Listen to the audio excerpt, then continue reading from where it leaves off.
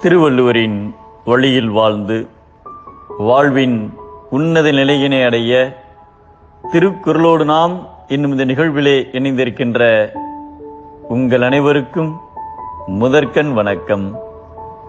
குறள் எண் 470, அதிகாரம் தெரிந்து செயல்வகை. ஆங்கிலேயர்களிடம் இந்திய நாடு அடிமைப்பட்டு இருந்தபோது அவர்களிடமிருந்து விடுதலை பெற மகாத்மா காந்தி அவர்கள் அகிம்சை வழியில் பல முயற்சிகளை மேற்கொண்டார்.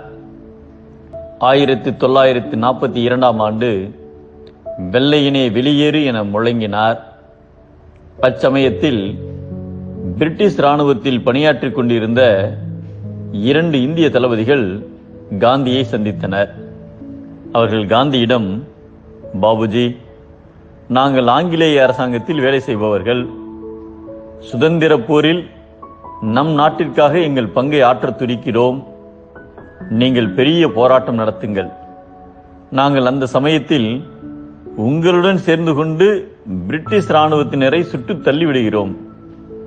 எங்கள் தலைமையில் இராணுவத்திற்குள் உட்புரட்சியை ஏற்படுத்துகிறோம்.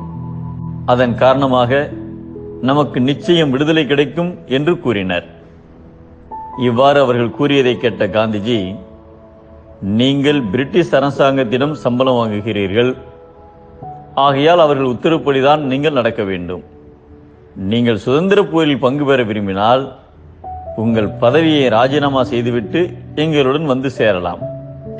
அங்கு ஊதியம் பெற்றுக்கொண்டு எங்களுக்கு உதவி செய்வது மிகப்பெரிய நம்பிக்கை துரோகம். துரோகத்தால் பெறும் வெற்றி மற்றொரு துரோகத்தால் நிச்சயம் அழிந்துவிடும். நம் தகுதிக்கு மீறிய எதையும் நாம் அவரிடம் கேட்கவில்லை. நாம் கேட்பது நமது சுதந்திரத்தை தான். அதை கேட்க நமக்கு முழு உரிமை உண்டு. நம் உரிமையை பெறுவதற்கு எந்த சூழ்ச்சிகளும் தேவையில்லை என்று கூறி அவர்களை அனுப்பினார். அதனால்தான் காந்தியின் அகிம்சை வழியில் விடுதலை பெற்ற இந்தியா இன்று வரை உலகரங்கில் கம்பீரமாக நிமிர்ந்து நிற்கிறது. தம்முடைய நிலைமைக்கு பொருந்தாத செயல்களை உலகம் ஏற்காது. ஆகையால் உலகம் இகழாத செயலை அறிந்து செய்ய வேண்டும் என்பதை எல்லாத எண்ணி செயல் வேண்டும். தம்முடு கொல்லாது உலகு என்கிறார் நம் தெய்வப்புலவர் திருவள்ளுவர். பொருந்தாத செயல்கள் தீங்கு, சரியான செயல்களே ஓங்கு.